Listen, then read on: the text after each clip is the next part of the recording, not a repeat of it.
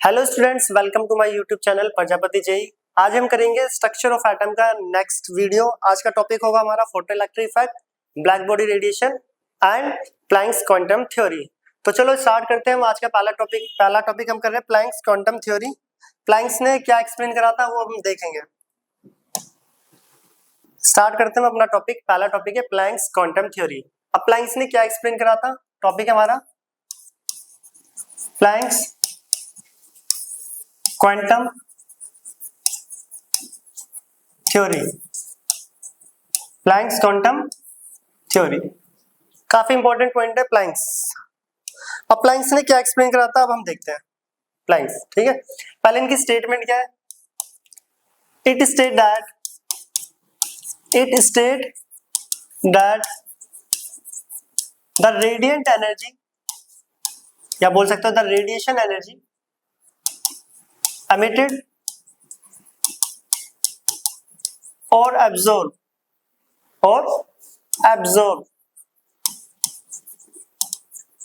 not continuously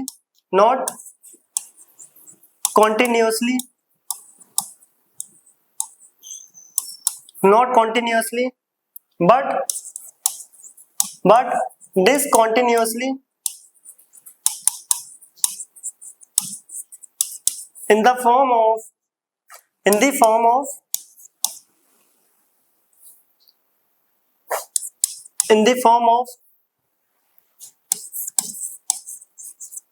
small packets of energy।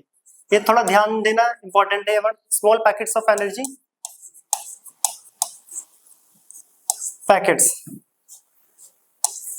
Small packets of energy called quantum. अब max planks से planks quantum theory बोलते हैं। इन्होंने क्या एक्सप्लेन करा था? इनका एक्सप्लेनेशन क्या है?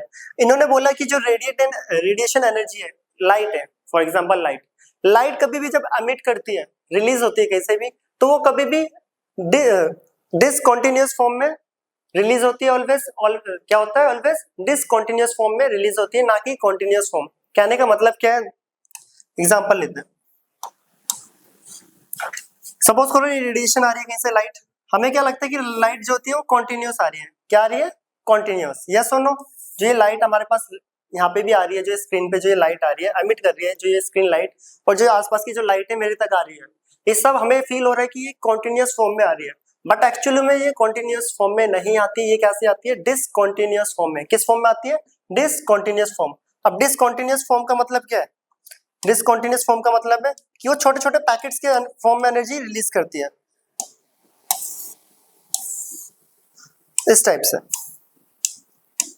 तो जो एनर्जी है वो पैकेट्स के फॉर्म में रिलीज होती है।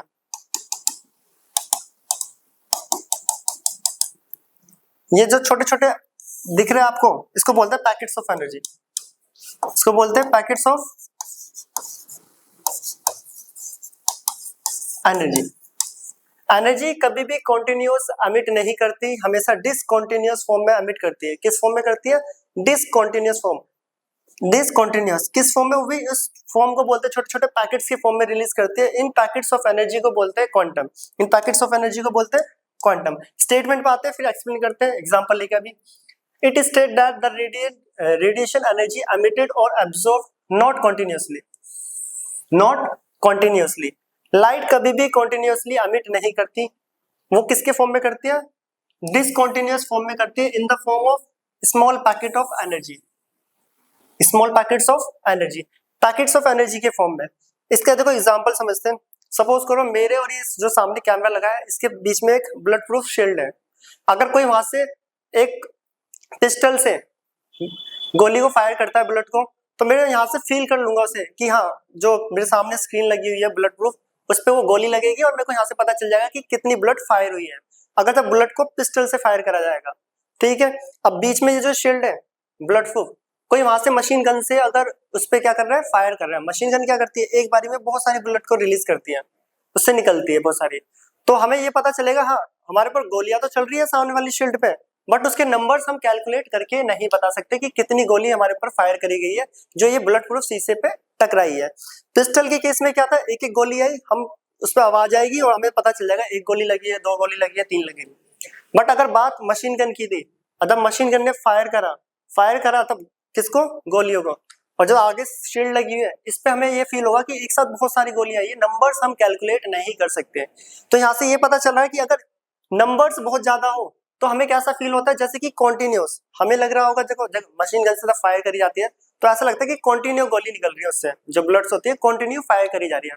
बट अगर स्लो मोशन में देखा जाए तो उसमें भी क्या होता है, एक एक गैप होता है, उस एक एक छोटे छोटे गैप्स, एक छोटी छोटी बुलेट्स को यहाँ पे क्या बोला गया है, packets of energy. Similarly light कभी भी एमिट करती है, लाइट कभी भी एमिट करती है किस फॉर्म में, पैकेट्स के फॉर्म में, ना कि कॉन्टिन्यूस एमिट नहीं करती, कैसे करते हैं, पैकेट्स के फॉर्म में। इन पैकेट्स ऑफ एनर्जी को ही हम बोलते हैं quantum, in packets of energy को बोलते हैं हम क्वांटम। अगर कोई पूछे बताओ एक सेकंड में कितने पैकेट्स ऑफ एनर्जी एमिट करते हैं, तो एक सेकंड में 10 की पावर 23 पैकेट्स, एक सेकंड में कितने पैकेट्स एमिट करते हैं, 23, अप्रोक्स 23, 10 की पावर 23 पैकेट्स। ये नंबर तो बहुत ज्यादा है, इसलिए हमें फील होता है कि जो लाइट है वो कॉन्टिन्यूसली क्या कर रहा है, कॉन्टिन्यूसली एमिट कर रही है। तो प्लैंक्स ने बताया था जो लाइट होती है वो कॉन्टिन्यूसली एमिट नहीं करके डिसकंटिन्यूअस फॉर्म में एमिट करती है in the packets of energy, small packets of energy, जिसको हम बोलते हैं quantum. And energy of each quantum and energy of each quantum called photon.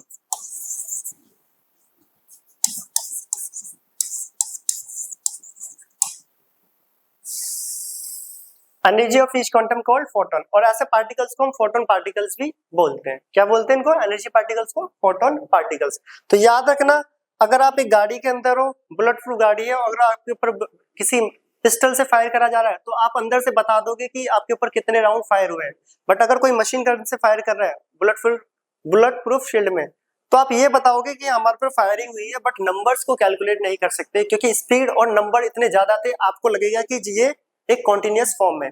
Similarly तब लाइट्स के पैकेट्स फोटोन पार्टिकल्स एमिट करते हैं तो इनका नंबर इतना ज्यादा होता है, कि हमें फील होता है कि ये कॉन्टिन्यूअस आ रहे हैं, बट एक्चुअली में ये डिसकंटिन्यूअस फॉर्म में एमिट करते हैं। उन पैकेट्स ऑफ एनर्जी को फोटॉन्स बोलते हैं, फोटोन पार्टिकल्स या क्वांटम भी बोल सकते हो, ठीक है। तो अब प्लैंक्स की स्टेटमेंट तो ये थी कि it state that the radiation energy emitted और absorb not continuously but discontinuously in the form of small packets of energy called quantum and quantum of energy called photons। तो इन पार्टिकल्स को हम photon particles बोलते हैं। इसके बाद उन्होंने experimentally prove करा।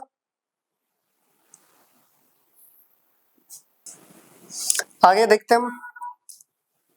अब प्लैंक्स ने ये तो बता दिया कि एनर्जी जो होती है, जो रेडिएशन जो होती है वो एमिट करती है डिसकंटिन्यूअस फॉर्म में, अब वो भी स्मॉल पैकेट्स ऑफ एनर्जी। उसके बाद उन्होंने एक रिलेशन भी दिया, उन्होंने बोला कि जो energy of each quantum particles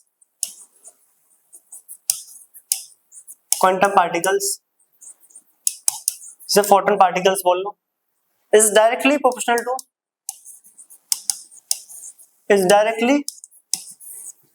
to किसके प्रोपोर्शनल थी, फ्रीक्वेंसी के, is directly proportional to the frequency. और फ्रीक्वेंसी कौन सी, जो एमिट कर रही है रेडिएशन, कौन सी, एमिट। तो is equal directly proportional to frequency.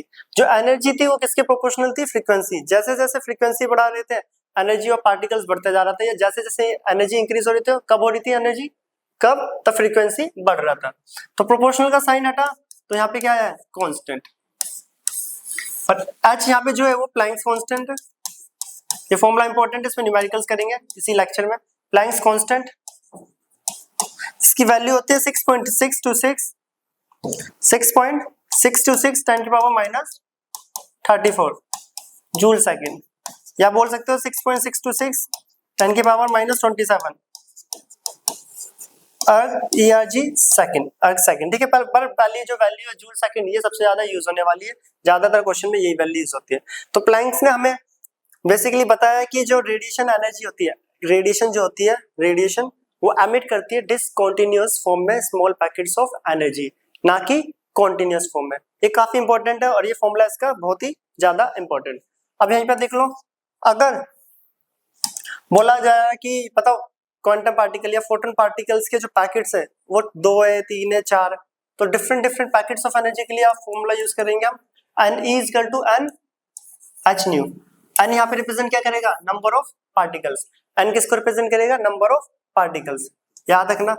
बाकी different form of quantum energy का ये E का फॉर्मूला था हमारे पास h न्यू, और न्यू इज इक्वल टू देखो c इज इक्वल टू होता है लैम्डा न्यू, और nu is equal to c upon lambda. तो यहाँ पे देखो एक और फॉर्मूला बन जाता है एनर्जी का E is equal to h c upon lambda, उसी को बस आगे ड्राइव कर रहे हैं, ठीक है। तो E ऐसे भी निकाल सकते हैं अगर हमें लैम्डा वेवलेंथ दे रखा हो, या फिर 1 अपॉन लैम्डा जो होता है 1 अपॉन लैम्डा बराबर होता है वेव नंबर के, या सुन लो ये हम पढ़ के आए हैं, वेव नंबर होता है 1 अपॉन लैम्डा, तो 1 अपॉन लैम्डा की जगह पे हम क्या यूज कर सकते हैं, वेव नंबर। तो एनर्जी हम वेव नंबर से भी फाइंड आउट कर सकते हैं, अगर वेव नंबर हमें गिवन हो तो भी एनर्जी निकाल सकते हैं, और वेवलेंथ से भी, और न्यू वाला फॉर्मूला तो प्लैंक्स ने दिया ही है। तो प्लैंक्स ने बताया था जो रेडिएशन है वो हमेशा डिसकंटीन्यूअस फॉर्म में स्मॉल पैकेट्स ऑफ एनर्जी के फॉर्म में एमिट करती है, ये इनकी स्टेटमेंट। ये रहे वो स्मॉल पैकेट्स ऑफ एनर्जी, और एक सेकंड में कितने पैकेट्स होते हैं, 10 की पावर 23 पैकेट्स, और ये है उनका फॉर्मूला। इस फॉर्मूले पे भी न्यूमेरिकल करेंगे, उससे पहले हम करते हैं नेक्स्ट टॉपिक जो है हमारा फोटो इलेक्ट्रिक इफेक्ट, इसे नोट करें। अब हम आते हैं नेक्स्ट टॉपिक पे, बहुत ही ज्यादा इंपॉर्टेंट टॉपिक है next, most important, photo electric.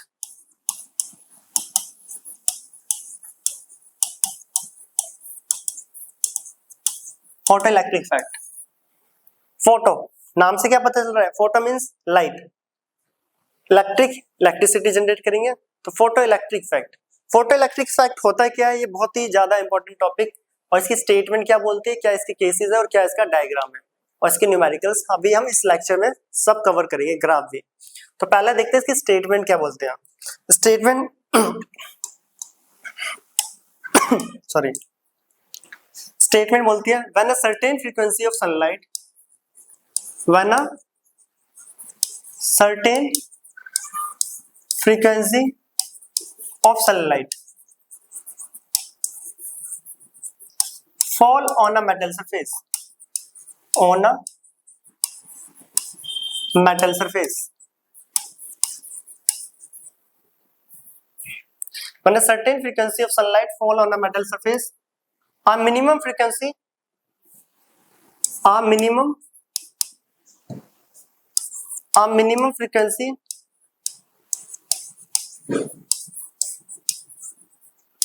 which present in a metal surface, present in a metal surface to eject the electron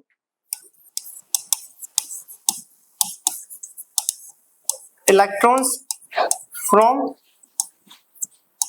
metal surface, from metal surface is known as photoelectric effect, is known as photoelectric effect। अब देखो statement क्या बोल रही है, statement लिखने का main motive होता है कि स्टेटमेंट से हमें कॉन्सेप्ट समझ आते हैं और कॉन्सेप्ट से स्टेटमेंट्स। तो स्टेटमेंट बोल रही है when a phenomena in which a certain frequency of sunlight fall on a metal surface, a minimum frequency which present in a metal surface to eject the electron from the metal surface। अब ये है क्या, क्या बोल रही है statement और क्या ये फोटोइलेक्ट्रिक इफेक्ट। ये मेरे पास एक मेटल सरफेस है, एक मेटल सरफेस,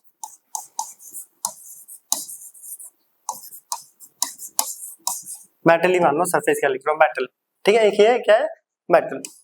अब हमें पता है मेटल के पास टेंडेंसी होती है इलेक्ट्रॉन्स को लॉस करने की, metals are electropositive in nature, ये हम पढ़कर आए, metals are electropositive in nature, metals के पास टेंडेंसी होती है इलेक्ट्रॉन्स को लॉस करने की।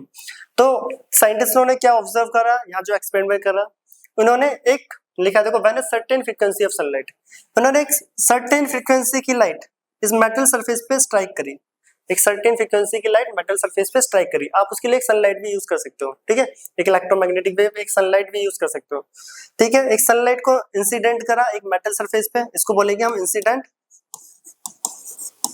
इंसिडेंट लाइट, इसको न्यू से रिप्रेजेंट करेंगे, इसकी फ्रीक्वेंसी किससे, न्यू। लिखा हुआ when a certain frequency of sunlight fall on a metal surface, ठीक है, मेटल सरफेस पे जैसे ये लाइट पड़ेगी, अब हमें पता है मेटल की प्रॉपर्टी होती है इलेक्ट्रॉन्स को वैलेंस शेल से लॉस करना, यस और नो, क्योंकि मेटल्स इलेक्ट्रोपॉजिटिव होते हैं, अपने आप को स्टेबल करने के लिए इलेक्ट्रॉन्स को लॉस करते हैं, और ये मेटल की प्रॉपर्टी भी है। जैसे एक लाइट की सर्टेन फ्रीक्वेंसी की लाइट मेटल पे स्ट्राइक करी, ये स्क्रीन एक मेटल है और मैं एक लाइट इस पे स्ट्राइक कर रहा हूँ, अभी इस मेटल की टेंडेंसी है इलेक्ट्रॉन्स को लॉस करने की, क्या है टेंडेंसी, इलेक्ट्रॉन्स को लॉस करने की, क्योंकि मेटल्स की प्रॉपर्टी होती है metal are electropositive in nature. जैसे ये लाइट इस पे टकराएगी, स्ट्राइक होगी, तो ये मेटल अपने इलेक्ट्रॉन्स को इजेक्ट करना स्टार्ट कर देंगे, क्या करना स्टार्ट कर देंगे, इजेक्ट, ये क्या निकलने लग गया यहाँ से, इलेक्ट्रॉन्स। तो उन्होंने क्या करा इस एक्सपेरिमेंट में कि मेटल्स पे जैसे इंसिडेंट लाइट को मारा, तो मेटल क्या करने लग गया, इलेक्ट्रॉन्स को इजेक्ट करने लग गया, और जो ये इलेक्ट्रॉन इजेक्ट कर रहे हैं इसकी फ्रीक्वेंसी को बोला गया threshold, threshold frequency, new note, उसको इंसिडेंट फ्रीक्वेंसी लिख लो, ऊपर वाले को इंसिडेंट फ्रीक्वेंसी न्यू और थ्रेशोल्ड फ्रीक्वेंसी न्यू नोट। अब देखो क्या हुआ, मेटल से लाइट, मेटल के ऊपर जब लाइट को फॉल करा तो मेटल इलेक्ट्रॉन को इजेक्ट करने लग गया, किसको, इलेक्ट्रॉन क्या करने लग गया, इलेक्ट्रॉन को इजेक्ट, और इस इलेक्ट्रॉन को आगे अगर मैं एक सर्किट डायग्राम से पास कर दूं तो क्या हो जाएगा, इलेक्ट्रिक करंट फ्लो हो जाएगा सर्किट में, क्यों, क्योंकि flow of electron and flow of charge, flow of charge क्या कहलाता है, इलेक्ट्रिक करंट। जैसे इस इलेक्ट्रॉन्स को एक सर्किट डायग्राम से पास करा गया तो उसमें क्या आएगी, एक इलेक्ट्रिक करंट, इसलिए इसका नाम पड़ा है photo electric, photo means light तब स्ट्राइक करी उससे इलेक्ट्रिसिटी जनरेट। पहले स्टेटमेंट समझते हैं फिर दूसरा फिगर देखते हैं। स्टेटमेंट में मैं बोला था when a certain frequency of sunlight fall on a metal surface, light की एक सर्टेन फ्रीक्वेंसी को मेटल सरफेस पे फॉल कराया गया, ठीक है, अ minimum frequency which present in a metal surface. अब यहाँ पर इस लाइन का मतलब है अब हर मेटल की अपनी अपनी एक टेंडेंसी होती है जो इलेक्ट्रॉन्स को इजेक्ट करें, कोई जल्दी करता है कोई कम, यस और no, a minimum frequency which present in a metal surface to eject the electron photo from the metal surface and this is known as photoelectric effect, जिसको दूसरे डायग्राम के थ्रू समझते हैं। ये एक मेटल है, ठीक है, और ये एक सर्किट इससे कनेक्ट कर दिया,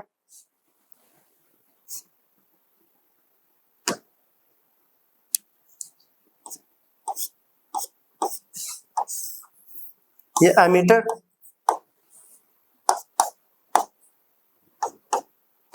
ठीक, और ये ले लेते हैं डिटेक्टर,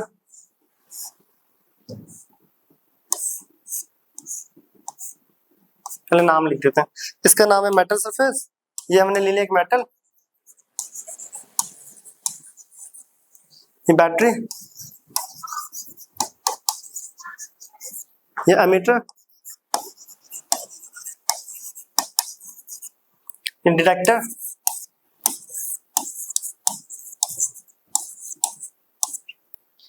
और तो यहाँ पे ले लेते हैं एक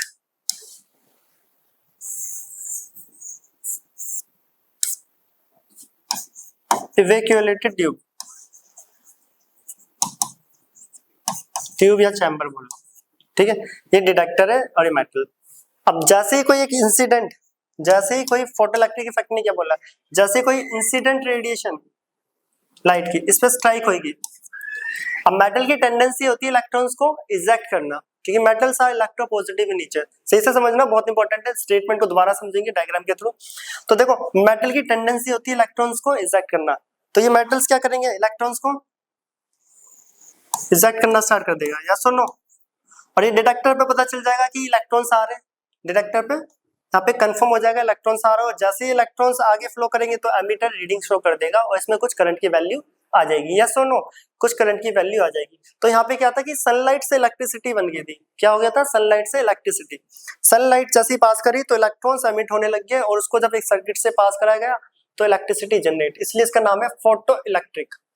दोबारा statement, when a certain frequency of sunlight fall in a metal surface, तो ये लाइट इंसिडेंट है, जो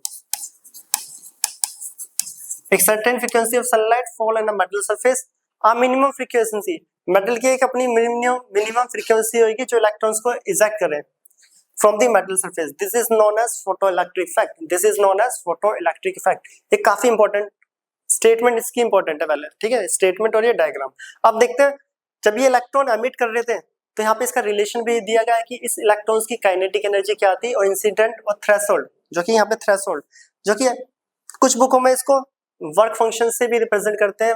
बेसिकली फिजिक्स में वर्क फंक्शन फाई नॉट से रिप्रेजेंट करा जाता है, हम यहाँ पे थ्रेशोल्ड लेंगे इसको, ठीक है, थ्रेशोल्ड वर्क फंक्शन। अब जैसे ये इलेक्ट्रॉन इजेक्ट हो रहे थे तो इस सर्किट से पास हुए और इसमें क्या गया, एक एमीटर में रीडिंग शो, तो ये है फोटोइलेक्ट्रिक इफेक्ट। अब जब ये इलेक्ट्रॉन एमिट कर रहे हैं, यहाँ पे जब ये इलेक्ट्रॉन्स एमिट कर रहे हैं, इनकी काइनेटिक एनर्जी फाइंड आउट करी गई, कैसे वो हम देखते हैं, पहले से नोट करें, अभी हम आते हैं, अभी फोटोइलेक्ट्रिक चल रहे हैं, ठीक है, बहुत सारे केसेस आएंगे अब इसमें, तो नेक्स्ट इसे नोट हो गया हो तो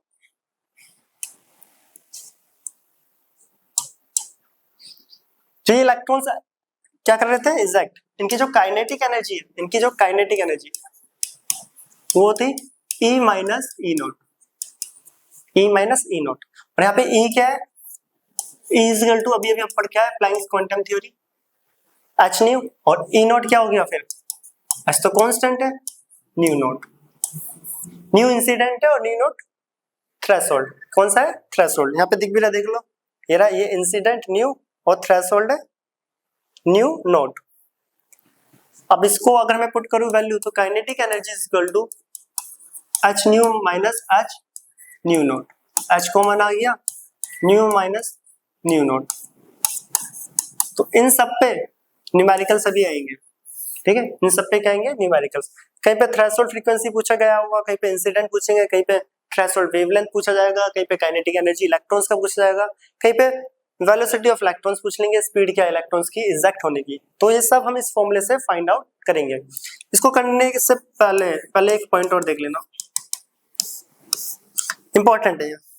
अब फोटो इलेक्ट्रिक इफेक्ट कौन कौन से मेटल्स शो करते हैं, ठीक है, lithium, sodium, potassium, rubidium and caesium show photoelectric effect, show photoelectric effect with visible light.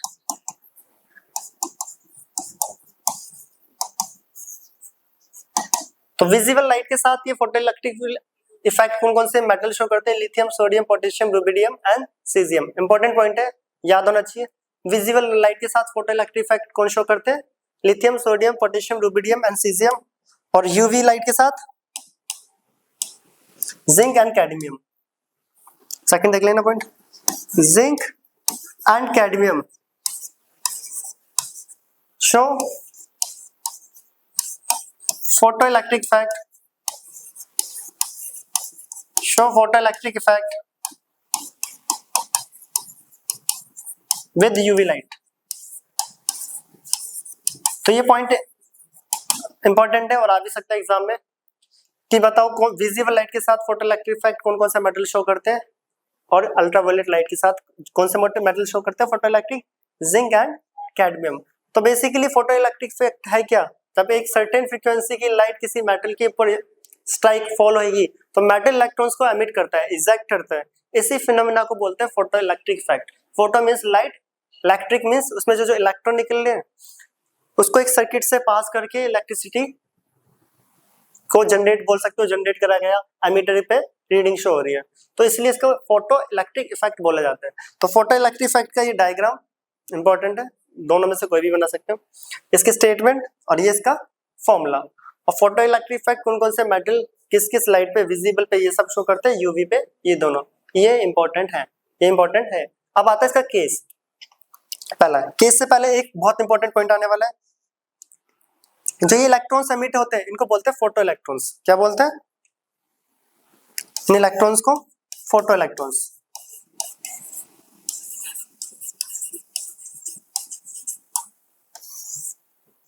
क्या बोला जाता है, फोटो इलेक्ट्रॉन्स। अब ये फोटो इलेक्ट्रॉन्स, ठीक है, अब ये फोटो इलेक्ट्रॉन्स किन किन चीजों पे डिपेंड कर रहे हैं, तो पहले केसेस कर लेते हैं, इसे नोट करना। अब हम आते हैं नेक्स्ट पेज पे, फोटो इलेक्ट्रिक पे। बहुत इंपॉर्टेंट नोट है।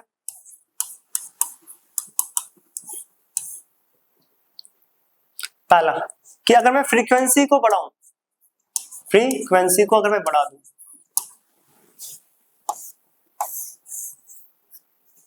ये लाइट आ रही थी, न्यू इलेक्ट्रॉन से एमिट कर रहे थे जिस फ्रीक्वेंसी न्यू नॉट, इसको बोलते हैं इंसिडेंट,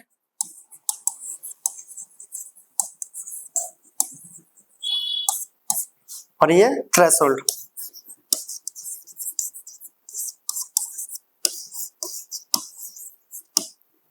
ठीक है, थ्रेशोल्ड फ्रीक्वेंसी इलेक्ट्रॉन्स एमिट कर रहे थे। ठीक है, अगर मैं फ्रीक्वेंसी को बढ़ा दूं, इंसिडेंट फ्रीक्वेंसी को बढ़ा दूं, ये इंपॉर्टेंट है, इससे ग्राफ भी बनेगा।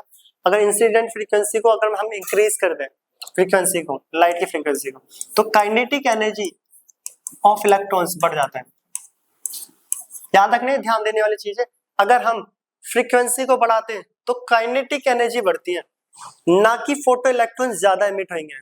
फोटो इलेक्ट्रॉन्स उतने ही होंगे, सपोज करो 5 फ्रीक्वेंसी पे 10 फोटो इलेक्ट्रॉन्स आ रहे थे, फ्रीक्वेंसी को मैंने 10 कर दिया, इलेक्ट्रॉन अभी भी उतना आएंगे, बट उसकी स्पीड काइनेटिक एनर्जी से बोलते हैं वो इंक्रीज कर जाएगी, इलेक्ट्रॉन्स सेम रहेंगे, फोटो इलेक्ट्रॉन्स सेम रहेंगे। ये याद रखना इंपॉर्टेंट पॉइंट है कि फ्रीक्वेंसी को बढ़ाने पे काइनेटिक एनर्जी फोटो इलेक्ट्रॉन्स की बढ़ती है, काइनेटिक एनर्जी बढ़ती है बट फोटो इलेक्ट्रॉन की, तो ठीक है, फोटो इलेक्ट्रॉन की बस काइनेटिक एनर्जी ही इंक्रीज होती है, फोटो इलेक्ट्रॉन्स के नंबर सेम रहते हैं। ये इंपॉर्टेंट पॉइंट है।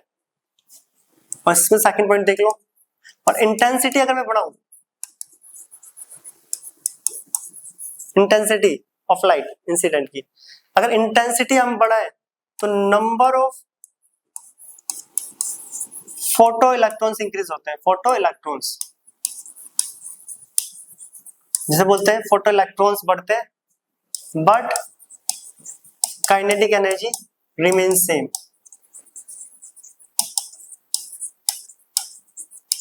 ये 2 पॉइंट बहुत ज्यादा इंपॉर्टेंट है फोटो इलेक्ट्रिक इफेक्ट में, कि फ्रीक्वेंसी को बढ़ाने पर काइनेटिक एनर्जी बढ़ती है, फ्रीक्वेंसी को बढ़ाने पर काइनेटिक एनर्जी बढ़ती है, और इलेक्ट्रॉन्स वहां पे नंबर ऑफ इलेक्ट्रॉन्स सेम रहेंगे, फोटो इलेक्ट्रॉन्स। हाँ, अगर मैं इंटेंसिटी, अगर फ्रीक्वेंसी पे तो क्या होगा, काइनेटिक एनर्जी बढ़ रही है, और इंटेंसिटी को बढ़ाया जाए, इंटेंसिटी को बढ़ाया जाए, हाँ, तो फोटो इलेक्ट्रॉन्स बढ़ते हैं। मान लो इंटेंसिटी में बढ़ाता गया, फोटो इलेक्ट्रॉन्स 2 से 4 हो गए, 4 इलेक्ट्रॉन से 5, 10, 7, बट उनकी जो एनर्जी है, काइनेटिक एनर्जी, वो क्या रहेगी, सेम। जिस काइनेटिक एनर्जी से पहले एमिट कर रहे थे उसी काइनेटिक एनर्जी से अभी भी एमिट करेंगे जब इंटेंसिटी इंक्रीज हो। क्या हो, इंटेंसिटी इंक्रीज। इसी से ग्राफ बनता है जो फोटो इलेक्ट्रिक इफेक्ट का है। ठीक है, तो इसी से क्या बनता है, ग्राफ। तो अभी ग्राफ तक तो बाद में पहुंचेंगे, पहले कुछ केस भी देख लेते हैं कि इंसिडेंट फ्रीक्वेंसी हो या थ्रेशोल्ड है क्या। इंसिडेंट क्या है, जो आ रही थी, थ्रेशोल्ड क्या है, जिससे इलेक्ट्रॉन एमिट कर रहे हैं, रिलीज हो रहे हैं, इजेक्ट हो रहे हैं। तो ये पॉइंट बहुत इंपॉर्टेंट है, इसे नोट कर लेना, अलग से याद में रखना, ये भी काम आएगा। अब हम करते हैं इसके कुछ केसेस। पहली स्लाइड यहाँ, नेक्स्ट स्लाइड यहाँ पे पहला केस आ रहा है, if incident frequency is greater than threshold. ठीक है, if incident frequency is greater than threshold, अगर इंसिडेंट ग्रेटर होगी थ्रेशोल्ड से तो क्या होगा, देन, या फिर देन नहीं, फोटो इलेक्ट्रॉन्स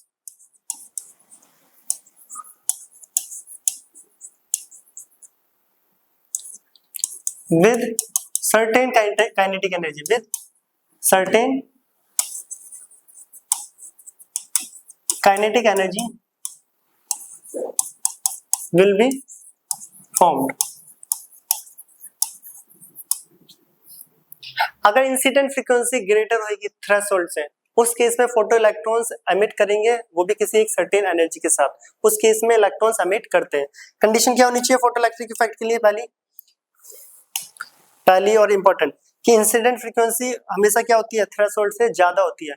अगर ऐसा है तो इलेक्ट्रॉन्स एमिट करेंगे, अगर ऐसा नहीं है तो इलेक्ट्रॉन्स देखते कि फोटो इलेक्ट्रॉन्स एमिट करते हैं, इजेक्ट करते हैं या नहीं करते हैं। Second case, if threshold frequency greater than incident frequency, then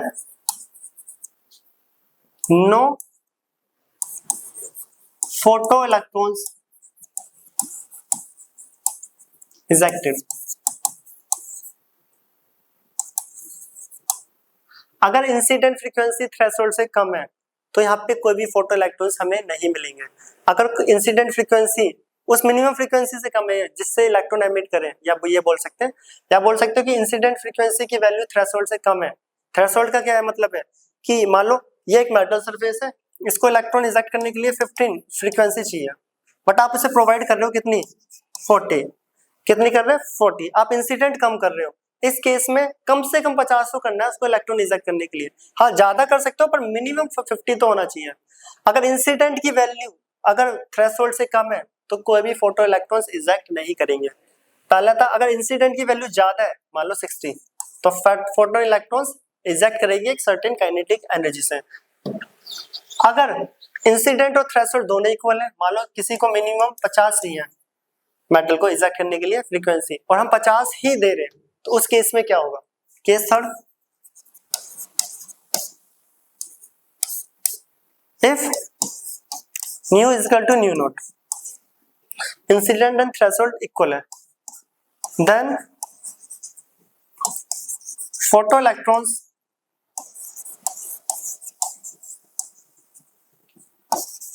with zero kinetic energies will be formed. Photoelectrons निकलेंगे तो, बट उनकी काइनेटिक एनर्जी क्या होगी, उनकी काइनेटिक एनर्जी क्या होगी, जीरो। उसका मतलब जो इलेक्ट्रॉन निकल रहे हो उसका कोई फायदा नहीं है, वो वहीं के वहीं पर है, क्योंकि उसकी काइनेटिक एनर्जी जीरो, तो इलेक्ट्रॉन्स इजेक्ट करके आगे जाएंगे ही नहीं। कहने का मतलब है देखो ये एक मेटल सरफेस है, इसकी मिनिमम फ्रीक्वेंसी 50 है इलेक्ट्रॉन इजेक्ट करने की, 50 से ज्यादा अगर मैं रेडिएशन की फ्रीक्वेंसी इस पे मार रहा हूँ तो ये इलेक्ट्रॉन्स को इजेक्ट करेगा, 50 से कम कर रहा हूँ तो इजेक्ट नहीं करेगा।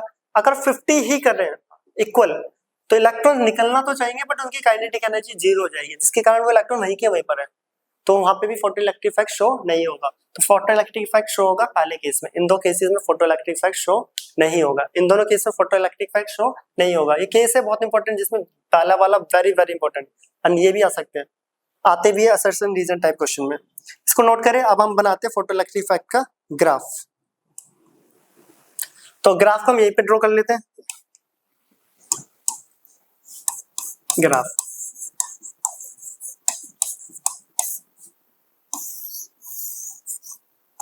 काइनेटिक एनर्जी वर्सेस पहला फ्रीक्वेंसी, ठीक है, काइनेटिक एनर्जी वर्सेस फ्रीक्वेंसी। तो काइनेटिक एनर्जी और फ्रीक्वेंसी दोनों एक दूसरे के डायरेक्टली प्रोपोर्शनल है, दोनों एक दूसरे के डायरेक्टली प्रोपोर्शनल है, फ्रीक्वेंसी बढ़ाने पे काइनेटिक एनर्जी बढ़ रहा है। तो इसका ग्राफ कैसा होता है डायरेक्टली प्रोपोर्शनल का, एक स्ट्रेट लाइन। अब एक स्ट्रेट लाइन तो ओरिजिन से स्टार्ट क्यों नहीं हुई, क्योंकि हमें पता है एक मिनिमम फ्रीक्वेंसी उस मेटल की होगी, उस मेटल की अपनी एक मिनिमम फ्रीक्वेंसी एक रेंज होगी ना, 5, 10, 15 जो भी है, उसके बाद वो इलेक्ट्रॉन्स को इजेक्ट करना स्टार्ट करता है, ये थीटा, और ये पॉइंट है मिनिमम, इसको न्यू नॉट, इसी को तो बोलते हैं न्यू नॉट, जैसे बोलते हैं थ्रेशोल्ड वैल्यू, थ्रेशोल्ड फ्रीक्वेंसी, याद रखना। फ्रीक्वेंसी और काइनेटिक एनर्जी एक दूसरे के प्रोपोर्शनल है, तो ओरिजिन से इसलिए स्टार्ट नहीं हुआ क्योंकि इस मेटल की अपनी एक मिनिमम रेंज है, स्टेटमेंट भी बोलता है थ्रेशोल्ड फोटोइलेक्ट्रिक का, देखो यहाँ अब मिनिमम फ्रीक्वेंसी, उस मेटल की अपनी एक मिनिमम फ्रीक्वेंसी है इलेक्ट्रॉन इंजेक्ट करने की, और हम पढ़ के भी आए देखो यहाँ डिफरेंट डिफरेंट मेटल्स की अपनी अपनी फ्रीक्वेंसीज होती है अलग अलग लाइट पे, तो उस मेटल की एक मिनिमम फ्रीक्वेंसी है इलेक्ट्रॉन को इंजेक्ट करने की, मान ले तो मिनिमम वैल्यू है, यहाँ से एक स्ट्रेट लाइन चल जाएगा, एक सीधी लाइन, क्योंकि डायरेक्टली प्रोपोर्शनल का ग्राफ, और स्लोप इसको रिप्रेजेंट कर रहा है, स्लोप कर रहा है h को, बोलोगे स्लोप h को क्या कर रहा है, E इक्वल टू होता है h nu, E kinetic energy versus V का ग्राफ बना रहे हैं, तो y equal to mx, m क्या है स्लोप, m क्या है स्लोप, ठीक है, y एक्सिस पे एनर्जी है, x एक्सिस पे फ्रीक्वेंसी है, और m क्या है स्लोप, तो स्लोप क्या है यहाँ पर h, और ये जो वैल्यू है ये है थ्रेशोल्ड का पॉइंट, ये फ्रीक्वेंसी। तो पहला ग्राफ की पूछा जाए फोटोइलेक्ट्रिक इफेक्ट में कि काइनेटिक एनर्जी वर्सेस फ्रीक्वेंसी का ग्राफ बनाओ, तो ये रहा। सेकंड,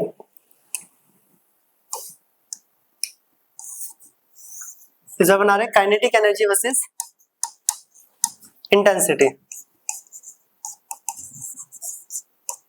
यहाँ पे हम रख लेते हैं फ्रीक्वेंसी को कांस्टेंट, मान के चल रहे हो चेंज नहीं हो रही है, फ्रीक्वेंसी कांस्टेंट सेम। तो अब बताओ इंटेंसिटी बढ़ाने पे काइनेटिक एनर्जी क्या रहती है? सेम रहती है काइनेटिक एनर्जी। क्या रहती है? सेम रहती है काइनेटिक एनर्जी। तो ये काइनेटिक एनर्जी वर्सेस इंटेंसिटी का ग्राफ है। तो देखो इस पॉइंट से ये दोनों ग्राफ भी बन रहे हैं, इसलिए ये पॉइंट बहुत इंपॉर्टेंट था कि फ्रीक्वेंसी बढ़ाने पे काइनेटिक एनर्जी बढ़ता है इलेक्ट्रॉन्स का फोटोइलेक्ट्रिक इफेक्ट में, और इंटेंसिटी बढ़ाने पे नंबर ऑफ फोटो इलेक्ट्रॉन्स बढ़ते हैं। नंबर ऑफ फोटो इलेक्ट्रॉन्स की वैल्यू बढ़ती है, amount, number, but kinetic energy उनकी स्पीड जो है वो रिमेन सेम रहेगी। तो इसीलिए इन दोनों से ये ग्राफ बने फोटो इलेक्ट्रिक इफेक्ट है। ये इंपॉर्टेंट है, हो सकता है एग्जाम में काइनेटिक एनर्जी वर्सेस फ्रीक्वेंसी का graph, kinetic energy versus intensity का ग्राफ बनाओ फोटो इलेक्ट्रिक इफेक्ट में। तो ये था हमारा फोटो इलेक्ट्रिक इफेक्ट। देख लेते एक बार, यहाँ पे हमने क्या क्या देखा कि एक सर्टेन फ्रीक्वेंसी की रेडिएशन लाइट तब मेटल सरफेस पे टकराई तो मेटल ने इलेक्ट्रॉन्स को इजेक्ट करना स्टार्ट कर दिया, इसका नाम आ गया फोटो इलेक्ट्रिक इफेक्ट। ये इसकी स्टेटमेंट। जो लाइट आती है उसे हम इंसिडेंट बोल रहे हैं, और जिससे इलेक्ट्रॉन्स निकलते हैं उसे थ्रेशोल्ड। इंसिडेंट को न्यू, थ्रेशोल्ड को न्यू नोट से रिप्रेजेंट करा जाता है, जो कि हमने यहाँ पर भी देखा है। उसके बाद हमने क्या डिस्कस करा कि हमने देखा इसका फॉर्मूला काइनेटिक एनर्जी का, kinetic energy is equal to H nu minus nu naught. फिर हमने यहाँ पे ऑब्जर्व करा कि जो lithium, sodium, potassium, rubidium, caesium ये विजिबल लाइट के साथ फोटोइलेक्ट्रिक इफेक्ट शो करते हैं, and zinc and cadmium ultraviolet UV light के साथ शो करते हैं फोटोइलेक्ट्रिक। ये पॉइंट बहुत इंपॉर्टेंट था कि फ्रीक्वेंसी बढ़ाने पे काइनेटिक एनर्जी क्या होती है? इंक्रीज करती है, बट इंटेंसिटी बढ़ाने पे नंबर ऑफ फोटो इलेक्ट्रॉन्स बढ़ते हैं, बट काइनेटिक एनर्जी सेम होता है। तो उसके ग्राफ हमने ड्रॉ करें, kinetic energy versus frequency, kinetic energy versus intensity, इसी इक्वेशन से। इसके बाद हमने कुछ केसेस देखे कि अगर इंसिडेंट ग्रेटर होगा थ्रेशोल्ड से, उसी केस में फोटो इलेक्ट्रॉन इजेक्ट करेंगे with a certain kinetic energy, and incident less होंगे, इंसिडेंट फ्रीक्वेंसी की वैल्यू कम होगी थ्रेशोल्ड से, तो वहां पे कोई भी फोटो इलेक्ट्रॉन्स इजेक्ट नहीं करेंगे। और अगर दोनों की वैल्यू सेम हुई, फोटो इलेक्ट्रॉन्स इजेक्ट तो करेंगे बट उनकी काइनेटिक एनर्जी जीरो होगी। एक तरह से मान लो वहां पे भी फोटो इलेक्ट्रिक इफेक्ट शो नहीं हो रहा है कि इलेक्ट्रॉन्स का मूवमेंट नहीं हो पाएगा। तो ये था हमारा फोटो इलेक्ट्रिक इफेक्ट, इसे नोट करें, स्क्रीनशॉट ले लेना। अब हम करते हैं न्यूमेरिकल। न्यूमेरिकल से पहले ब्लैक बॉडी भी देख लेते हैं, छोटा सा टॉपिक है, फिर इन 2-3 टॉपिक के कंबाइंड न्यूमेरिकल्स करेंगे। Black body radiation.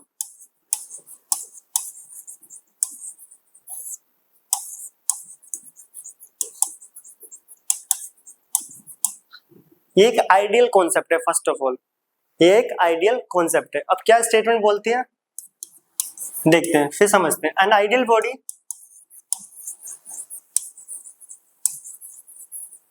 Which absorb or emits all frequencies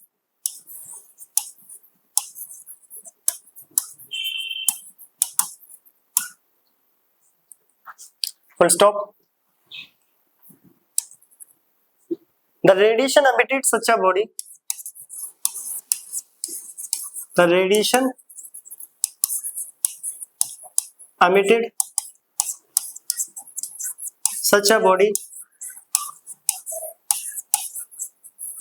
is called black body radiation, is called black body radiation. अब ये स्टेटमेंट क्या बोल रहा है?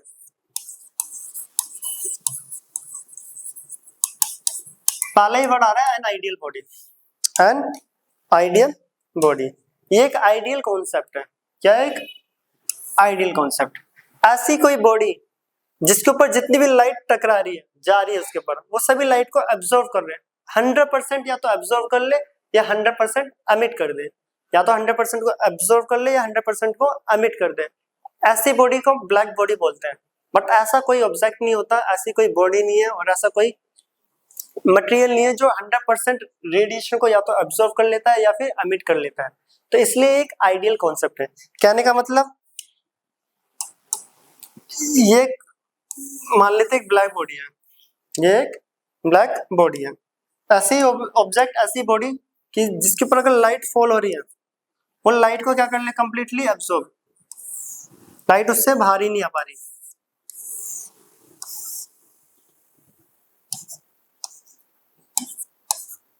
और ऐसी बॉडी को हम बोलेंगे ब्लैक बॉडी। क्या बोलेंगे? Black body. बट ये एक आइडियल कॉन्सेप्ट है, ऐसा कोई भी ऑब्जेक्ट या कोई भी मटेरियल नहीं है जिसके ऊपर रेडिएशन फॉल हो और वो सभी रेडिएशन की फ्रीक्वेंसी वेवलेंथ को कंप्लीटली एब्जॉर्ब कर ले, ऐसा कोई ऑब्जेक्ट नहीं होता। इसलिए लिखा भी हुआ है एन आइडियल बॉडी पहले ही वर्ड में, विच एब्जॉर्ब और एमिट्स ऑल फ्रीक्वेंसी, सभी फ्रीक्वेंसी को या तो एब्जॉर्ब कर ले या सबको एमिट कर दे। The radiation emitted such a body is called black body radiation.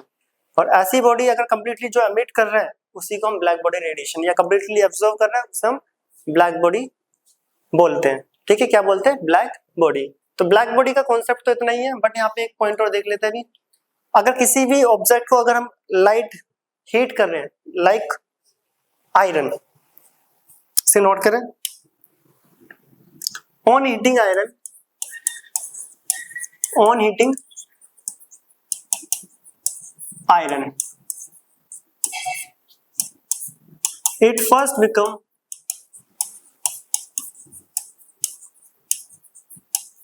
red, then yellow and blue। अगर हम आयरन रोड, ये एक आयरन रोड है मान लेते हैं, इसको अगर मैं हीट करूँ, ये पहले रेड होता है, फिर क्या कलर शो करता है? येलो, ब्लू, ओके, और बीच में व्हाइट भी आता है। तो ऐसा क्यों? और ये क्या रिप्रेजेंट कर रहा है हमें? अब देख लो, ये इंटेंसिटी वर्सेस, ये इंपॉर्टेंट है, ये भी वेवलेंथ, वेवलेंथ। अगर इन तीनों की बात करें, विवग्योर हम पढ़ के भी आए और पढ़ा भी हुआ। विवग्योर में सबसे ज्यादा बताओ वेवलेंथ किसकी होती है? अगर मैं यहाँ पे वेवलेंथ को ड्रॉ करूं तो पहली रेड,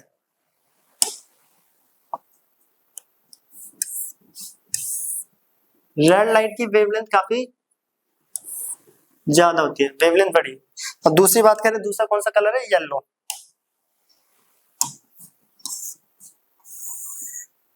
उसकी थोड़ी सी कम होती है। ठीक है, वेवलेंथ होता है क्या? Consecutive difference between, distance between crest and trough, इस डिस्टेंस को वेवलेंथ बोलते हैं। इसमें देखा जाए तो थोड़ा छोटा है, देखो। और थर्ड आता है यहाँ पे, कौन सा कलर है? ब्लू। तो ब्लू से बना लेते हैं, इसकी वेवलेंथ और कम। तो इन तीन फिगर्स में हमें क्या दिख रहा है? जो रेड लाइट है उसकी वेवलेंथ ज्यादा होती है, ये वेवलेंथ होती है।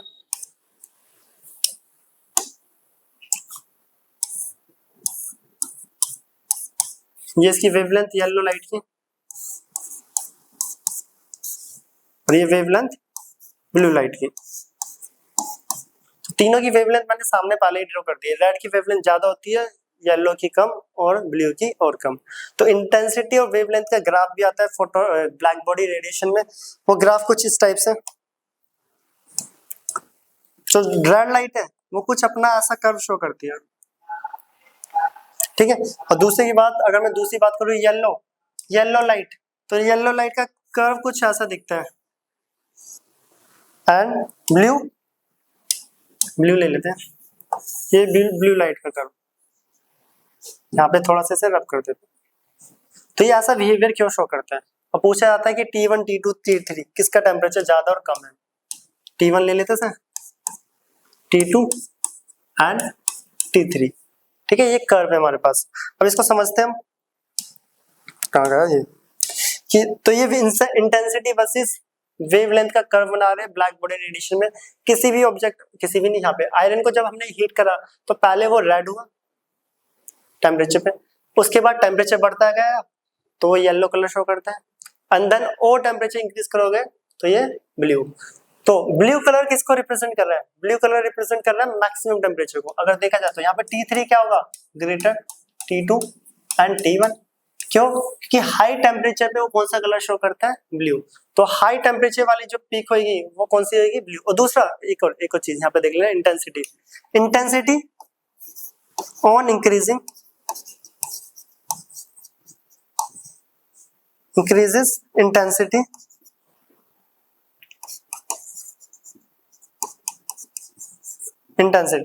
ठीक है, जैसे जैसे हम इंटेंसिटी बढ़ा रहे हैं तो बताओ वेवलेंथ बढ़ रहा है घट रहा है? On increases intensity, the wavelength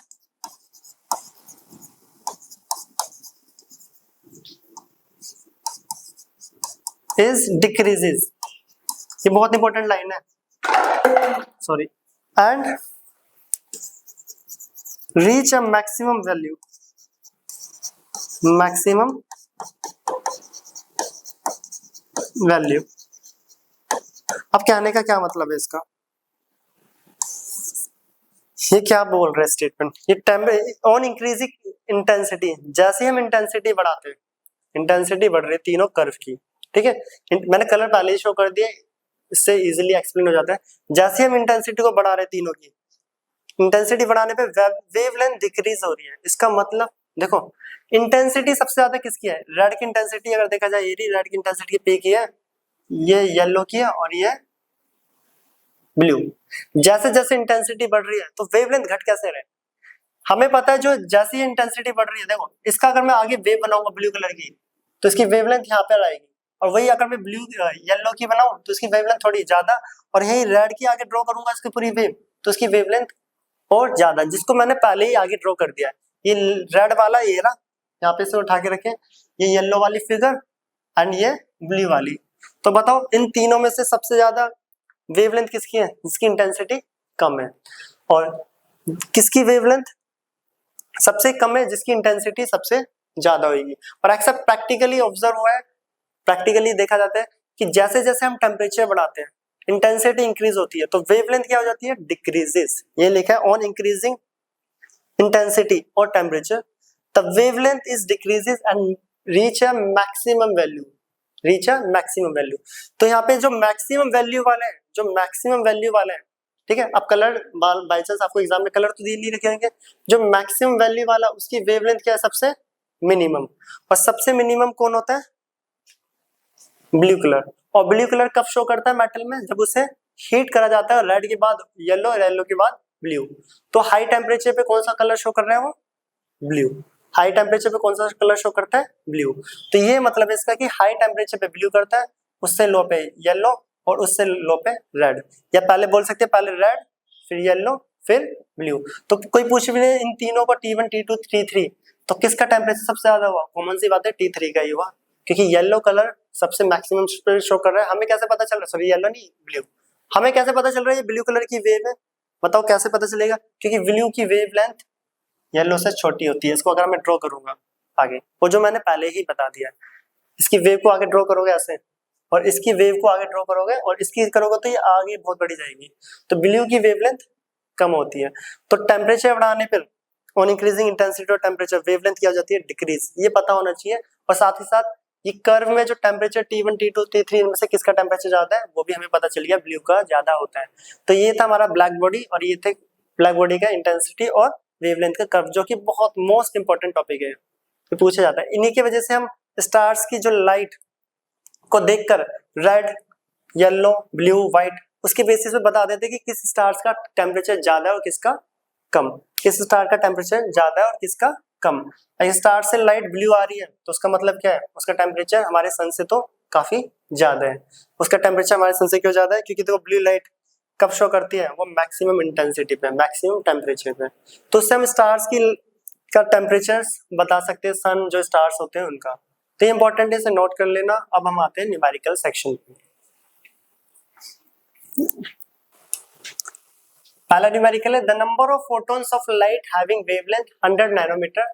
हमें वेवलेंथ दे रखी है 100 nanometre, can provide 1 joule energy. तो नंबर ऑफ फोटॉन्स निकालना है n, number of photons find out करना है n, और वेवलेंथ कितना है 100 नैनोमीटर. इट मींस 100 into 10 की power -9 metre.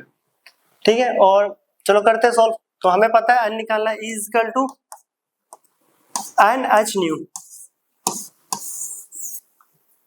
And nu equal to होता है C अपॉन लैम्डा. तो बताओ यहाँ पर H बराबर, सॉरी N बराबर कितना आ गया, N equal to E lambda upon HC, HC. तो वैल्यू पुट करते हैं. एनर्जी हमें दे रखी है 1 जूल, एनर्जी हमें दे रखा है 1 जूल, ये एनर्जी. तो एनर्जी को भी लिख दूं, एनर्जी बराबर है 1 जूल. ठीक है, एनर्जी 1 जूल है, लैम्डा कितना है 100 इंटू 10⁻⁻9, ये ना। एंड एच हमें पता है वैल्यू 6.626 10⁻34, और सी होता है 3 इंटू 10⁻8। तो पहले पावर्स को सॉल्व कर लेते हैं। तो 34 में से 8 गया तो ये आया 26, 26 ऊपर जाके प्लस 26 हो गया, और 26 में से 9 गया तो ये बचा 17, 26 में से 9 गया तो ये बचा 17, तो 10 की पावर प्लस 17, ऊपर बचा 100 10 की पावर 17 अपॉन में 6.626 इंटू 3, ये नीचे बचा। इसके भी पॉइंट हटा ले तो 3 जीरो और आ गए, और 626 3 से करेंगे, 3 6 है 18, 1 3 2 6 7 3 6 है 18, 1 3 6 है 19। तो ये आ रहा है, इन दोनों को लिख रहा हूँ 10 की पावर 5, मतलब 1 2 3 4 5 10 की पावर 17, और ये आ रहा है 19878 19,800 ये 78 जो भी है। तो अब ऊपर वैल्यू 1 लाख, नीचे 20,000 के अप्रोक्स है 90,000, कितने पे जाएगा 5 पे जाएगा, तो 5 इंटू 10 की पावर 17, सी ऑप्शन। देखो ये 19,878 है, ये अप्रोक्स वैल्यू कितनी है 20,000, 20,000 के टेबल पे 1 लाख कितने पे जाता है 5, ठीक है। तो 5 पॉइंट इंटू 10 की पावर पॉइंट जो भी आएगा 3 4 10 की पावर 17, ये ऑप्शन मैच कर रहा है ऑप्शन नंबर सी से, सी इज करेक्ट। 5 इंटू 10 की पावर 17, पॉइंट में निकालने की जरूरत ही नहीं है क्योंकि टिक मार्क वाला क्वेश्चन है, ऑब्जेक्टिव मैच कर गया ऑप्शन, ठीक है। तो ये इजी क्वेश्चन था, is equal to H nu Planck's quantum theory पर। नेक्स्ट आ रहा है क्या, the atomic transition give the rise to the radiation of frequencies 10 की पावर 4 मेगाहर्ट्ज, ठीक है। द चेंज इन एनर्जी पर मोल ऑफ द एटम, पर मोल के लिए तो करते हैं। पहले हमें क्या दे रखा है, फ्रीक्वेंसी दे रखा है 10 की पावर 4 मेगाहर्ट्ज, मेगा में होता है 10 की पावर 6, 1 मेगा होता है 10 की पावर 6, तो 10 की पावर 4 पहले से ही है, 10 की पावर 6 किसकी वजह से आया, मेगा की वजह से, तो ये हो गया 10 की पावर 10 हर्ट्ज, ठीक है। तो एनर्जी निकालना है पर मोल, ठीक है। E इक्वल टू एच नहीं होता है 4 पर मोल के लिए अगर निकालेंगे तो ये वैल्यू कितने से मल्टीप्लाई हो जाएगी 6.022 10 की पावर 23 पर मोल के लिए, और H की वैल्यू चली रही है 6.626 10 की पावर -34, यहाँ पे H, और न्यू 10 की पावर 10 तो कैलकुलेशन तो ये बड़ी जाने वाली है, ठीक है करते हैं। तो 10 और 23 कितना हो गया 33, ये बचा सिर्फ 10 बचा है, और 10 बचा है ना, हाँ 10, तो करते हैं यहाँ पर। तो देखो ऑप्शन है, इस पे पता चल रहा है कौन सा है, देखो देखो देखो ये रहा, ये E बचा 6.022 6.626, दोबारा देख लेना 23 और 10 33 इससे माइनस गया तो -34 से तो -1, मतलब नीचे बचा सिर्फ 10 की पावर -1 जो कि नीचे आके बचा है 10, 3 जीरो इसके आएंगे 1 2 3, 3 जीरो इसके आएंगे 1 2 3। अब इन दोनों को मल्टीप्लाई करोगे तो पावर तो लगभग खत्म ही होगी, जो भी इतनी बड़ी कैलकुलेशन आएगी वो पॉइंट में आ जाएगा वैसे भी, तो पावर वाला तो कोई है ही नहीं यहाँ पे आंसर, ये तो हट गए तीनों, आंसर बी होगा करेक्ट। चेक भी करोगे, इन दोनों को डिजिट को मल्टीप्लाई करोगे कम से कम 7 या 8 डिजिट की वैल्यू आएगी, मान लो 3 9 9 8 7 6 4 2 एंड ऐसे, और नीचे पॉइंट लगा देना 7 1 2 3 4 5 6 7 जो भी है, तो 3.99।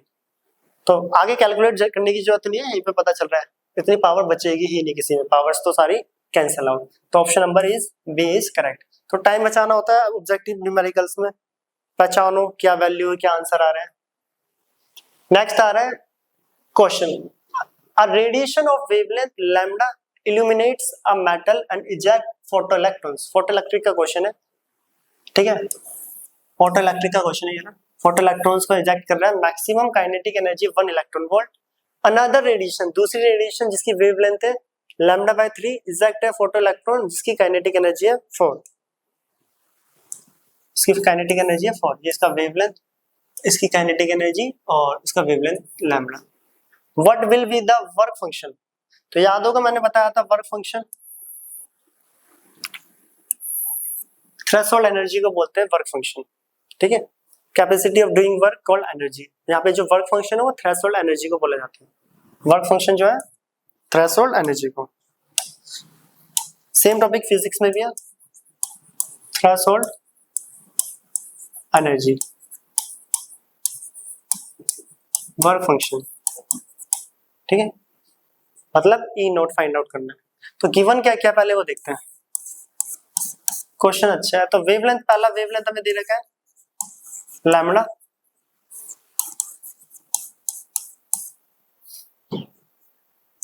हमें सिर्फ लैम्बडा दिया है, ठीक है, और जिसकी काइनेटिक एनर्जी है 1 इलेक्ट्रॉन वोल्ट। दूसरा जो वेवलेंथ है रेडिएशन वेवलेंथ λ/3, ये λ/3, उसकी काइनेटिक एनर्जी दे रखी है 4 इलेक्ट्रॉन वोल्ट।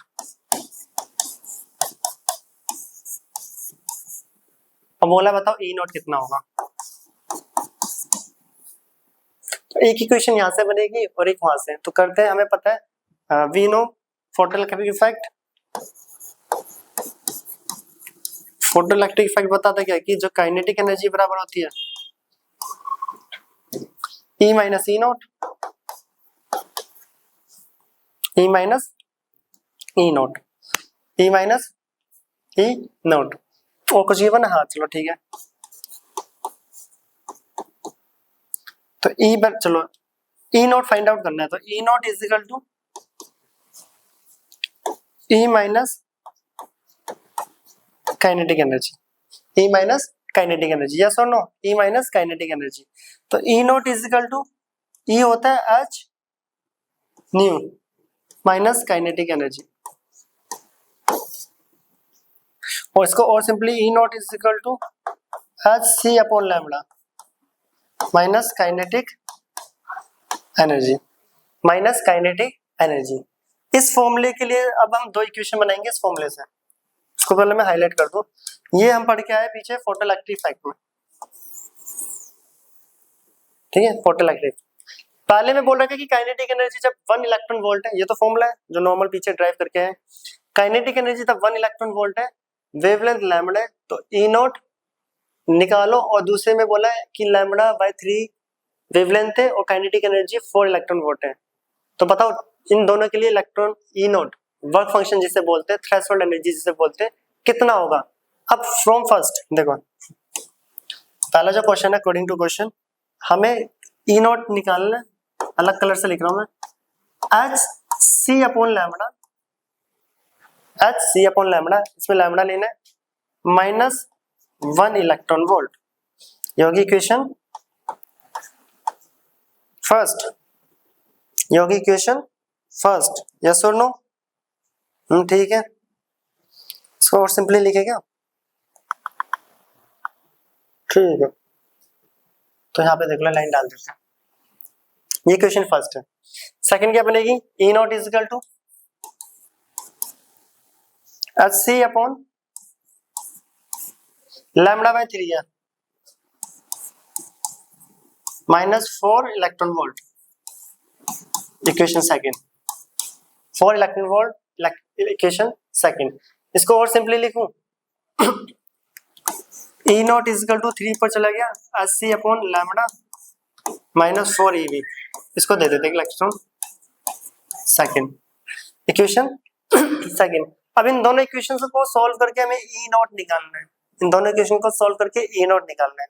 अब जो मैंने फर्स्ट इक्वेशन बनाई है इसको और आगे सॉल्व कर लेते हैं, यहीं पर राइट में, इसको देखो मैं लिख सकता हूँ HC upon lambda, HC upon lambda is equal to E not plus 1 EV, H C upon इस वैल्यू को इधर ले गया 1 प्लस ईवी, ऐसा क्यों, इसको लेते हैं इक्वेशन फर्स्ट और यहाँ से भी हटा लेते हैं इसको इक्वेशन सेकंड।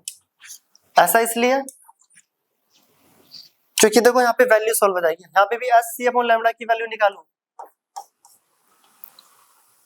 तो 3 किस में जा रहा है, किस में जाएगा पहले देख लो, ई नोट, ये वैल्यू इधर जाके प्लस हो जाएगी और 3 टोटल डिवाइड में चल जाएगा। यस और नो, इक्वेशन सेकंड, इसको लो सेकंड। ऐसा इसलिए करा देखो एच सी अपॉन लैम्डा यहाँ पे भी है, एच सी अपॉन लैम्डा वहां पे भी है, एच सी अपॉन लैम्डा इस इक्वेशन के बराबर है, एच सी अपॉन लैम्डा उस इक्वेशन के बराबर है, तो दोनों इक्वेशन किसकी हो जाएगी, एक दूसरे के इक्वल। पता ना ए बी के बराबर हो और ए सी के इक्वल हो तो बी और सी इक्वल हो जाती है, वो आइडेंटिटी। तो ठीक है, अब ये पूरी value from equation first and second, ये राइट वाली वैल्यू उस राइट वाली वैल्यू के बराबर है। नेक्स्ट लाइन लेते हैं from equation first and second, from equation first and second, देखो वो राइट वाली वैल्यू, इसकी राइट वाली ये वैल्यू उसकी राइट वाली वैल्यू के इक्वल आ जाएगा, E not plus 1 electron volt, E not plus 1 EV is equal to E nought ये ना आ गया, कहाँ गया, E not plus 4 EV, E not plus 4 electron volt upon 3। अब इसे करना है हमें सॉल्व और हमें निकालना था ई नॉट की वैल्यू। अब ये देखो 3 मल्टीपल हो रहा है, 3 E not plus 3 EV is equal to E not plus 4 EV, E nought इधर आके माइनस होगा, 3 E nought minus E nought 4 EV minus 3 EV, तो ये आ गया 2 E nought is equal to 1 electron volt and E naught is equal to 1/2 eV, जिसको simply लिखेंगे 0.5 eV electron volt. तो थ्रेशोल्ड एनर्जी जिसे हम बोलते हैं वर्क फंक्शन कितना आ रहा है 0.5 इलेक्ट्रॉन वोल्ट, ऑप्शन है ऐसा, ये रहा 0.5 electron volt, option number C. तो यहाँ पे कुछ नहीं, बस मैंने threshold equation sorry photo electric effect से हम थ्रेशोल्ड एनर्जी निकाल रहे हैं। दो वैल्यू दे रखी है, एक इक्वेशन बनाई है, दूसरी इक्वेशन, दोनों इक्वेशन को जब हमने सॉल्व करा H C upon lambda common ले लिया ताकि दोनों इक्वेशन एक दूसरे के इक्वल आ जाए, तो हमें फाइनली आंसर मिल रहा है 0.5 इलेक्ट्रॉन वोल्ट। तो बताओ threshold energy option number is C is correct. Question अच्छा था, काफी इंपॉर्टेंट भी है, तो इसे नोट करना। अब हम करते हैं नेक्स्ट, इसे नोट कर लेना, अब हम करते हैं नेक्स्ट, ठीक है, इस दोनों पार्ट तो इंपॉर्टेंट है, ट्राई करना इस क्वेश्चन को। नेक्स्ट फिर दोबारा फोटो इलेक्ट्रिक इफेक्ट का क्वेश्चन है, ऑप्शन से पता चल रहा है। क्वेश्चन है यहाँ पे, if lambda naught and lambda will be threshold wavelength and the wavelength of incident respectively, ठीक है, the velocity of photo electron, velocity पूछा है इस बार और रिलेशन निकालना है, तो करते हैं। तो थ्रेशोल्ड वेवलेंथ कितना है वो हमें लेना है लैम्डा नॉट, और नहीं भी दे रखा तब भी हम लैम्डा नॉट ही लिखते हैं, और इंसिडेंट वेवलेंथ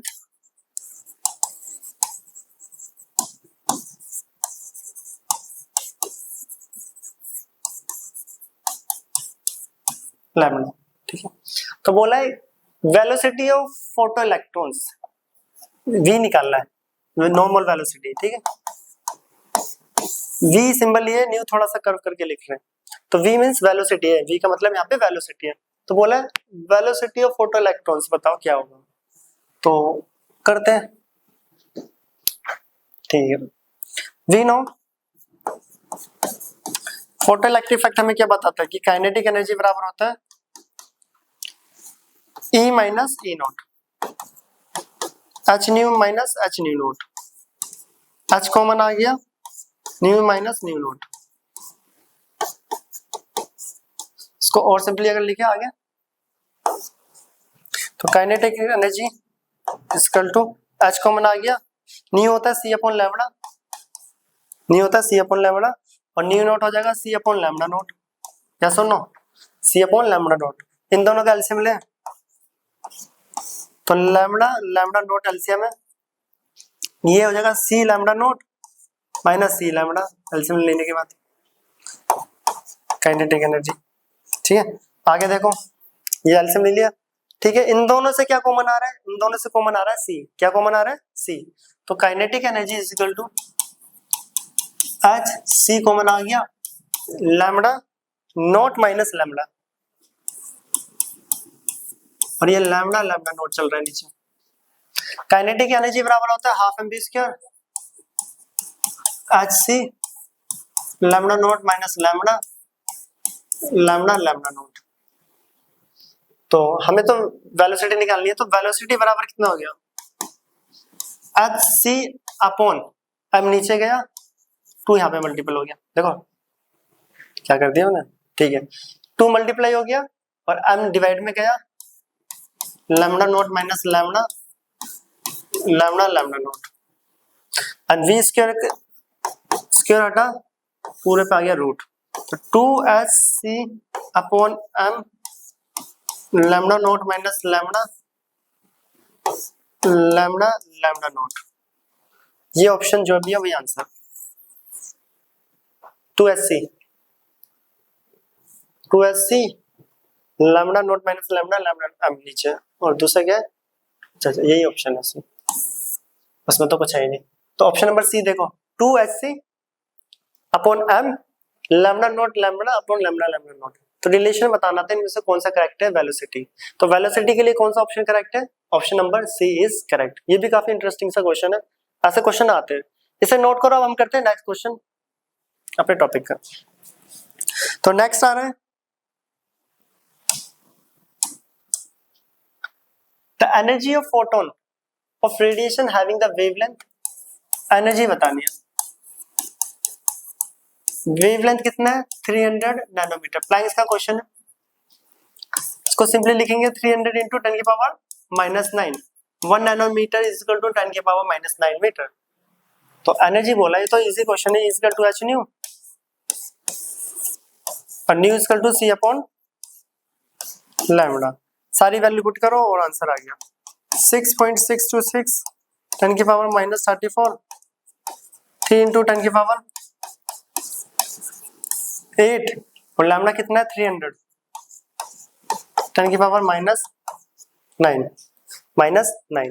ठीक है, -9 ऊपर जाके +9 हो जाएगा, 9 और 8 17, 17 34 में से गया तो कितना बचा? 17 ही बचेगा। 6.626 10 की पावर -17 इंटू में 3 भी है, और नीचे क्या बचा है? 300। नीचे क्या बचा है? 300। पॉइंट हटाया, 3 0 और आ गया। ये 5 0 के 5 0 ऊपर जाके -5 हो गया, -5 4 कर देते 22, -22। 3 से बाकी 3 कट जाएगा, 626 इंटू 10 की पावर -22, यही आ रहेगा। ऐसा कोई ऑप्शन ही नहीं है। अच्छा हाँ ठीक है, पॉइंट को लेफ्ट में लाते हैं, एक के बाद पॉइंट है ना, 1 2 3, इसमें से 3 पॉइंट कम हो गया, 6.626 10 की पावर लेफ्ट में जाएंगे तो पावर कम हो जाएगी, तो कितना बचा? 3 गए, -19। तो ऑप्शन नंबर बी 6.6 इंटू 10 की पावर -19, 6.6 इंटू 10 की पावर -19। इजी क्वेश्चन था ये तो, काफी। नोट करो, नेक्स्ट करते हैं। Next the maximum kinetic energy of photo electrons. Photo electric का फिर क्वेश्चन आ रहा है, पहली लाइन में पता चल जाता है, फोटो इलेक्ट्रॉन्स जो इलेक्ट्रॉन्स एमिट कर रहे हैं is found to be maximum kinetic. Kinetic energy दे रखी है हमें कितना? 6.63 10 की power -19 joule. When the metal is irradiated with the radiation of frequency this hertz and the threshold frequency। तो इंसिडेंट कितना है? मेटल जो इरिडेट मतलब इंसिडेंट रेडिएशन दे रही है, इंसिडेंट फ्रीक्वेंसी दे रही है 10 की पावर 15 हर्ट्ज, और बोला है बताओ थ्रेशोल्ड कितनी होगी। थ्रेशोल्ड को हम लिखते हैं न्यू नॉट, ये हमें फाइंड आउट करना है। ये तो इजी सा क्वेश्चन है। तो काइनेटिक एनर्जी बराबर होता है E minus E nought photoelectric में, and kinetic energy is equal to h nu minus h nu nought. Yes और no? h nu minus h nu nought, और यहां से अगर h कॉमन ले लें, हर बार फॉर्मूले को पूरा ड्राइव करके ही करा करो ताकि फॉर्मूला याद हो जाए। तो हमें यहाँ पर क्या फाइंड आउट करना है, हमें करना है न्यू नोट। तो ये हो जाएगा, देखो न्यू नोट बराबर किसके हो गया, एच डिवाइड में गया, एच किस में गया, डिवाइड में, ठीक है, एच डिवाइड में गया और न्यू नोट इधर गया और ये माइनस,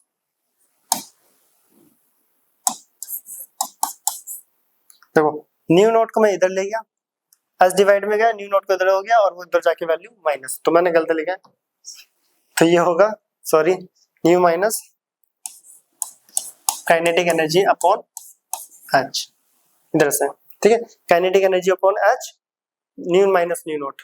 तो यहाँ से न्यू नोट बराबर आया कितना, करके भी दिखा दूं, आधे तो वरना गलती कर देंगे। तो kinetic energy upon H is equal to nu minus nu naught, ये था, न्यू नोट को उधर लिया है, तो nu minus kinetic energy, nu minus kinetic energy upon H, ये काइनेटिक एनर्जी, सारी वैल्यू गिवन है, पुट करना है और सॉल्व। फ्रीक्वेंसी कितनी इंसिडेंट, 2 × 10⁻15, काइनेटिक एनर्जी 6.63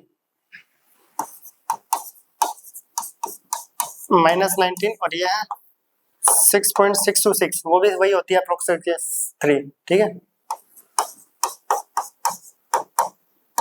ये पूरी वैल्यू गई, फिर अप्रोक्सीमेटली 6.626 6.63 ही होता है। पावर को सॉल्व करेंगे, 34 ऊपर जाके प्लस 34, ये बचा 15, 2 × 10⁻15 माइनस 1 × 10⁻15, 10 कॉमन आ गया, 10⁻15 कॉमन आ गया, 2 में से 1 गया, 1 × 10⁻15 आंसर।